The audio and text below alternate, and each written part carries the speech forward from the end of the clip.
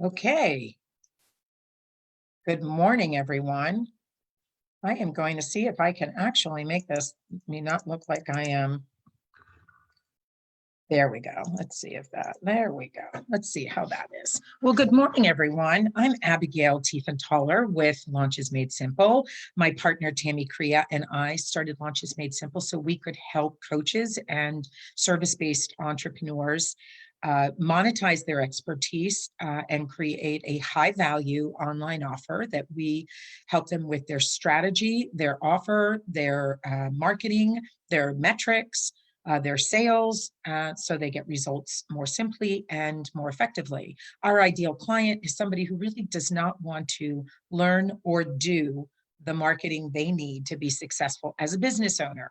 So that's the caveat. You have to really want to be a business owner. You don't want to be a practitioner. You don't want to trade dollars for hours. You actually want to build wealth in your business. So that's what we do.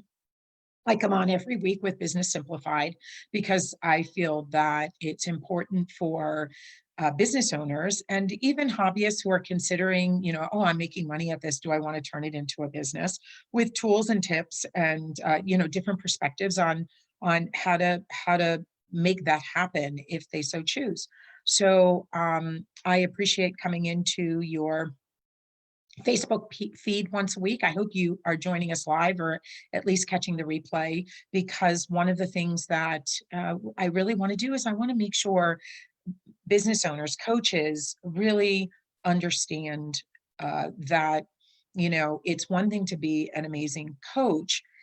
It's another thing to be an amazing business owner, because there are slightly different skill sets required for both. The only way to do it is to really identify where your gaps are and get support where you need it, because then you get to spend more time doing what you love, which is coaching. So I titled today's presentation, "What Does She Have That I Don't? And It's Limiting My Success?" Because, I was talking to somebody the other day and she had bought a coaching program and she followed everything that was in the coaching instructions, and even had live conversations with the coach. So it was a kind of done with you program, and she's not seeing success. She said, "Abigail, I don't know what to do because I'm doing everything." And I talk to business colleagues all over the place. We've been in the coaching space for a long time, and although Tammy and I are not coaches, we really understand the model. We've sold for some of the top digital marketing coaches. We've been in this space for a long enough period to see what's going on. And there's always a little bit of something that somebody isn't telling you they're doing. And I'm not quite sure why. I think it's either assume you already have that skill, that level of proficiency, that mindset space, or they just don't think it's relevant. Like maybe their husband brings home a very good income, or their partner brings home a very good income, so they don't have the stress of having to be successful quickly and they can take a slower path. Or maybe they just don't even know, because it's so ingrained as to who they are, that they don't know what it is that actually contributes to their success.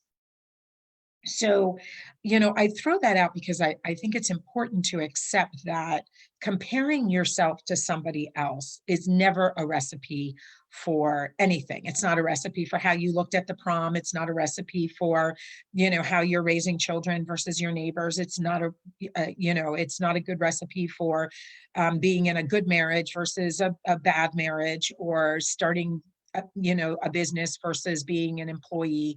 I mean, the more we compare ourselves to others, the more we open ourselves up for lack, scarcity, fear, and other mindset hacks that are going to play with your mind and tell you can't do it. Another thing that is really important to remember too is that, you should never look to build your business around your family and friends. Your family and friends not only may not want to buy from you, but they may not actually support you, because if they don't understand that entrepreneurial grit and mindset and commitment that needs to be made, they're not going to quite know how to help you. And so I throw that out, in that they're not being loving, and they're not being caring and supportive. They really don't understand it. I was very lucky. I was raised by two entrepreneurial parents. And so when I came to the branding and marketing space, number one, I grew up in it. But number two, when I went out on my own, it was embraced because my parents understood it. And luckily, I was married to a man who, while he is much more comfortable in a W-2 job, I will say that, and no qualms there. His